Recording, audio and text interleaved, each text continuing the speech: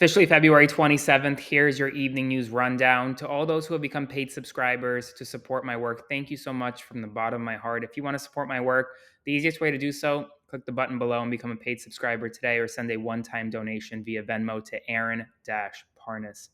With that, let's just jump right into it because it was a very busy news day. First, Donald Trump announced that tariffs will be going into effect against Mexico and Canada, 25% tariffs each on March 4th.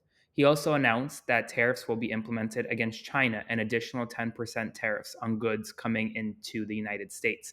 Now, I'll do a full breakdown of exactly what goods will be impacted, but everything from produce to building materials to electronics to toys and clothing and so much more. Costs will be going up on March 4th in a matter of days as a result of Donald Trump's tariffs. So that is happening right now.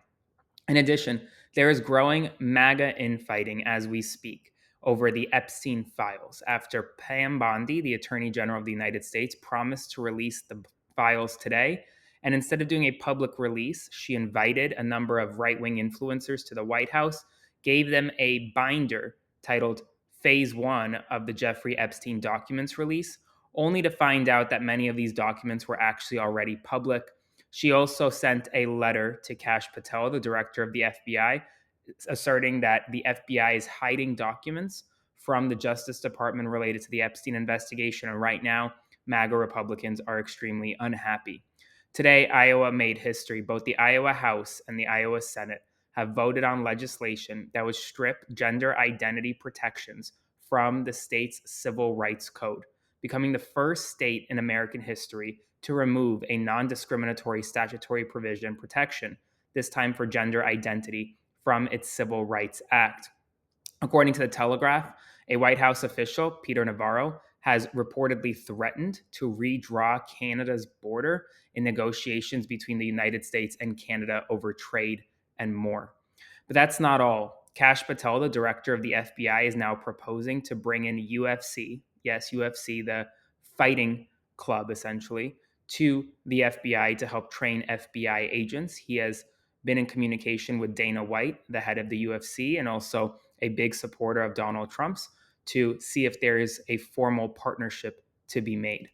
In addition, Donald Trump today refuted saying prior that President Zelensky was a dictator, saying that he did not recall saying that, seemingly walking back his prior claims where he did call President Zelensky of Ukraine a dictator. Andrew Tate and his brother have arrived in Florida, but Ron DeSantis and Florida's Attorney General have announced an inquiry into Tate and his brother, saying that they are not welcome in Florida given the fact that they are currently charged with trafficking, rape, and other exploitation related charges.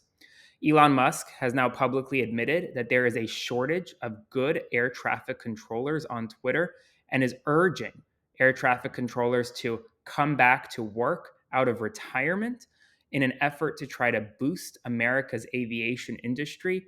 But remember, the federal government has cut a number of jobs within the FAA, within the Department of Transportation.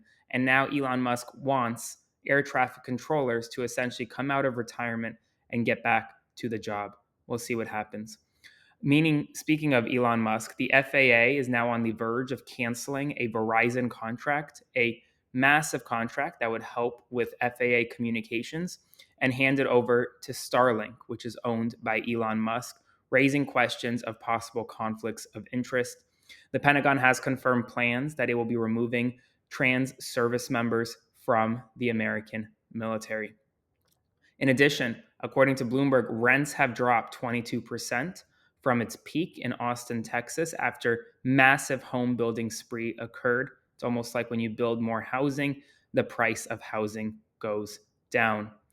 And finally, Donald Trump, during a press conference or in the Oval Office today with Keir Starmer, said that after going through the quote Russia hoax with Vladimir Putin, it gives him confidence that he could trust Vladimir Putin in Ukraine related talks. Folks, that's all the news of the day. I'm sure there'll be more news throughout the night. And if something big happens, I will break it to you guys here on Substack and YouTube. Please do me a favor if you want to support my work, click the button below and become a paid subscriber today. And I will see you in the morning for the morning news rundown.